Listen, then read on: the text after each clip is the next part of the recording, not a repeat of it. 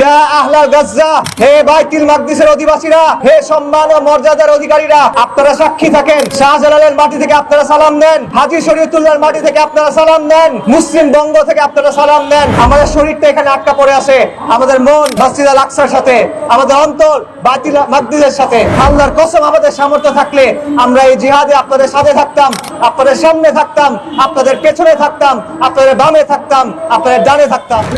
শত জুলুম দহনে পোড়ায় আগুনে গণহত্যা হচ্ছে এর জন্য যেভাবে ইসরায়েল দায়ী সেভাবে আমেরিকা দায়ী, যেভাবে ইসরায়েল দায়ী সেভাবে পশ্চিমা বিশ্ব দায়ী। হিন্দুত্ববাদ এবং মুসলিমবাদ একে অপরের মিত্র, তারা পুরো বিশ্বের মুসলিমদের বিরুদ্ধে চক্রান্ত করছে, তারা বাংলাদেশের বিরুদ্ধে চক্রান্ত করছে। বিসমিল্লাহ ওয়াসসালাতু আলা রাসূলিল্লাহ। আসসালামু আলাইকুম ওয়া রাহমাতুল্লাহি ওয়া বারাকাতুহু। আপনারা জানেন, গাজায় বর্বর ফিলিস্তিনের মুসলিমদের উপর আবার গণহত্যা শুরু করেছে এবং পবিত্র রমজানের সময় মুসলিম নারী, শিশু, বৃদ্ধ, পুরুষ সবাইকে নির্বিচারে হত্যা করা হচ্ছে এবং এই গণহত্যা চলছে পশ্চিমা বিশ্বের সক্রিয় মদদে। আমরা এই প্রতিবাদে আজ এখানে উপস্থিত হয়েছি। আপনারা প্রশ্ন করতে পারেন, ফিলিস্তিনে গণহত্যা হচ্ছে, এই জন্য এখানে প্রতিবাদ করে লাভ কি? এটা কি কোনো দায় সারা কর্মসূচি? এটা কি মুখ রক্ষার কর্মসূচি? আমরা বলতে চাই, আমরা এখানে তিনটা কারণে আজকে এখানে উপস্থিত হয়েছি। প্রথম কারণ, রাসূলুল্লাহ সাল্লাল্লাহু আলাইহি ওয়াসাল্লাম আমাদের শিখিয়েছেন, যখন আমরা কোনো অন্যায় দেখব আমাদের হাত দিয়ে বাধা দিতে হবে, যদি না পারি মুখে প্রতিবাদ করতে হবে, যদি তাও না পারি অন্তরে বিরোধিতা করতে হবে। আমাদের সামর্থ্য সীমিত, তাই আমরা মুখে প্রতিবাদ জানানোর জন্য আজকে এখানে আসছি। আল্লাহ সাক্ষী থাকেন, আজকে আমরা এখানে আসছি এই জুলুমের প্রতিবাদ করার জন্য। দুই নম্বর কারণ, আপনারা জানেন ফিলিস্তিনের মানুষেরা, গাজার অধিবাসীরা, আমাদের ভাই ও বোনেরা দুনিয়ার মানুষকে আহ্বান জানাইছেন, তারা মুক্তিগামী মানুষকে আহ্বান জানিয়েছেন তারা যেন এই গণহত্যার প্রতিবাদে রাস্তায় নেমে আসেন। তারা মুসলিম উম্মাহকে আহ্বান জানিয়েছেন তারা যেন ইসরায়েলি আগ্রাসনের বিরুদ্ধে, গণহত্যার বিরুদ্ধে, ফিলিস্তিনের পক্ষে, মসজিদ আল আকসার পক্ষে রাজপথে নেমে আসেন। আমাদের ভাইরা ডেকেছেন, আমরা সেইটাকে সাড়া দিয়েছি। ইয়া আহলা গাজ্জা, হে বাইতুল মাকদিসের অধিবাসীরা, হে সম্মান ও মর্যাদার অধিকারীরা, আপনারা সাক্ষী থাকেন। শাহজালালের মাটি থেকে আপনারা সালাম দেন, হাজী শরীয়তুল্লাহর মাটি থেকে আপনারা সালাম দেন, মুসলিম বঙ্গ থেকে আপনারা সালাম দেন। আপনারা ডাকছেন, আমরা আসছি।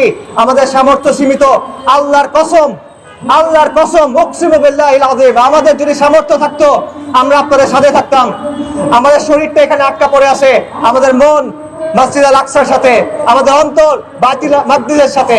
আল্লাহর কসম, আমাদের সামর্থ্য থাকলে আমরা এই জিহাদে আপনাদের সাথে থাকতাম, আপনাদের সামনে থাকতাম, আপনাদের পেছনে থাকতাম, আপনাদের বামে থাকতাম, আপনাদের ডানে থাকতাম।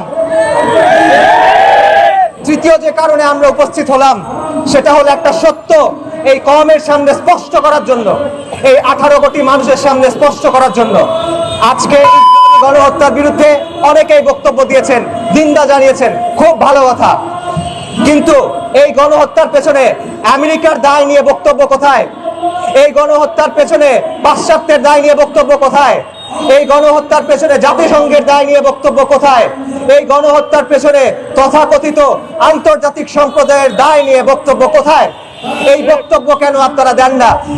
গত অক্টোবরের 23 তারিখ থেকে, অক্টোবর 7 তারিখ থেকে 2023-এর প্রায় 500 দিন ধরে যে গণহত্যা চললো, পুরো পৃথিবীর সামনে লাইভ টেলিকাস্ট হলো। এই গণহত্যায় ইসরায়েলকে অস্ত্র দিয়ে কে সহায়তা করলো? আমেরিকা। ইসরায়েলকে সবচেয়ে বেশি অর্থনৈতিক সাহায্য কারা দিল? আমেরিকা। ইসরায়েলের পক্ষে সবচেয়ে বড় কূটনৈতিক সমর্থন কারা দিল? আমেরিকা। ইসরায়েলের পক্ষে সবচেয়ে বড় রাজনৈতিক সমর্থন কারা দিল? পশ্চিমা বিশ্ব। সেই পশ্চিমা বিশ্বের ব্যাপারে আপনারা চুপ কেন? বাংলাদেশের রাজনীতিবিদেরা, বাংলাদেশের বুদ্ধিজীবীরা, বাংলাদেশের মিডিয়া, বাংলাদেশের ছাত্র নেতারা, বাংলাদেশের তথাকথিত বিপ্লবীরা, আপনারা আমেরিকার ব্যাপারে চুপ কেন? আপনারা পাশ্চাত্যের দায়ের ব্যাপারে চুপ কেন? এখানে আপনারা কথা বলতে ভয় কেন পান?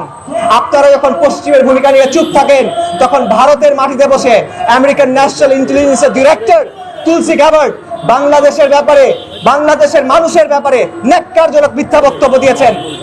তিনি বলেছেন বাংলাদেশে নাকি সংখ্যালঘুদের উপর মারাত্মক আগ্রাসন নির্যাতন চলছে। এটা হিন্দুত্ববাদী প্রপাগান্ডা। এটা হিন্দুত্ববাদী মিথ্যাচার, যে এই মিথ্যাচার তুলসী গ্যাবার্ডের মুখে উচ্চারিত হয়েছে। আমরা শক্তভাবে, তীব্রভাবে এই মিথ্যাচারের নিন্দা জানাই।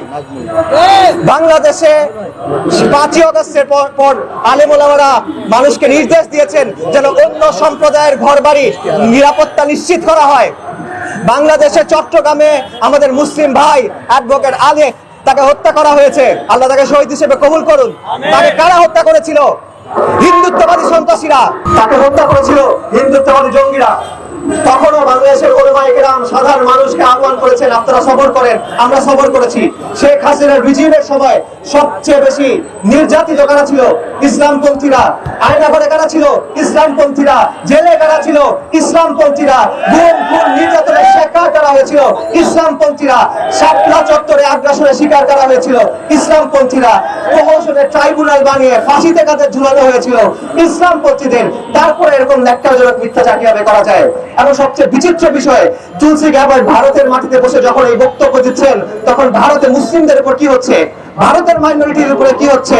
মুসলিমদের হত্যা করা হচ্ছে, মুসলিম নারীদের ধর্ষণ করছে হিন্দুত্ববাদীরা, মুসলিমদের মসজিদ ভেঙে দিচ্ছে হিন্দুত্ববাদীরা, মুসলিমদের মসজিদ ঢেকে দিচ্ছে হিন্দুত্ববাদীরা। বাংলাদেশের মাইনরিটিদের নিয়ে কেচ্ছা সাজান। What about the minorities of India? তাদেরকে নিয়ে আপনাদের বক্তব্য কই? Do you don't choose the death and destruction, or do you choose to be blind? এই দ্বিচারিতা, এই ডাবল স্ট্যান্ডার্ড নতুন না।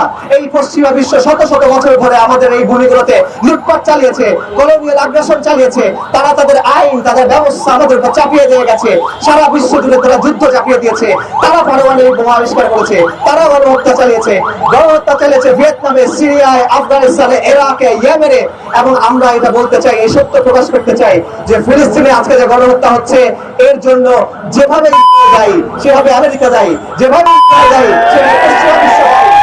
এই গণহত্যার বিরুদ্ধে নিন্দা আমরা জানিয়ে গেলাম। আমরা বক্তব্য শেষ করার আগে বলতে চাই, হিন্দুত্ববাদ, আমরা ইসরায়েলে ফিলিস্তিনে গণহত্যা যেরকম নিন্দা জানাই, আমরা ভারতে হিন্দুত্ববাদী আগ্রাসনে সেভাবে নিন্দা জানাই। এবং আমরা বলি, হিন্দুত্ববাদ এবং হিন্দুত্ববাদ এবং দুই ভাই। হিন্দুত্ববাদ এবং একে অপরের মিত্র, তারা একে অপরের ন্যাচারাল অ্যালাই। এবং তারা পুরো বিশ্ব জুড়ে মুসলিমদের বিরুদ্ধে চক্রান্ত করছে, তারা বাংলাদেশের বিরুদ্ধে চক্রান্ত করছে। যেই প্রমাণ হলো এই বক্তব্য এবং এই চক্রান্ত বাংলাদেশের মানুষ ইনশাআল্লাহ প্রতিরোধ করবে। অনেকেই প্রস্তাব তুলেছেন পাসপোর্টে এক্সেপ্ট ইসরায়েল নীতি পুনর্বহাল করা হোক। এটি একটি সঠিক দাবি, এটি একটি সম্মানজনক অবস্থান। এই দাবি পূরণ করতে হবে। পাসপোর্ট থেকে এক্সেপ্ট ইসরায়েল, এই কথা পুনর্বহাল করতে হবে। পাশাপাশি আমরা বলতে চাই, আমাদের সাধ্যমতো যেসব প্রতিষ্ঠান, যেসব কর্পোরেশন জায়নবাদী প্রকল্পে সমর্থন দেয়, যাদের হাতে ফিলিস্তিনের মুসলিমদের রক্ত লেগে আছে, আমরা সাধ্যমতো তাদের বয়কট করার চেষ্টা করি। সবশেষে আমরা বলতে চাই, রমাদানের শেষ 10 দিন আসন্ন, দোয়া কবুলের সময় আসন্ন। আপনারা দোয়া করেন আল্লাহর কাছে। দোয়া কবুলের সময়ে, ইফতারের সময়, সেহরির সময়, তারাবির সময়, তাহাজ্জুদের সময় আল্লাহর কাছে দোয়া করেন। মুসলিমের জন্য দোয়া করেন, বিজয়ের জন্য দোয়া করেন, জালিমের বিরুদ্ধে দোয়া করেন, ফিরাউন এবং নমরুদের বিরুদ্ধে দোয়া করেন, কুফরি শক্তি এবং শিরকি শক্তির বিরুদ্ধে দোয়া করেন। ওয়া আখিরু দাওয়ানা আলহামদুলিল্লাহি রাব্বিল আলামিন। আল্লাহু আকবার।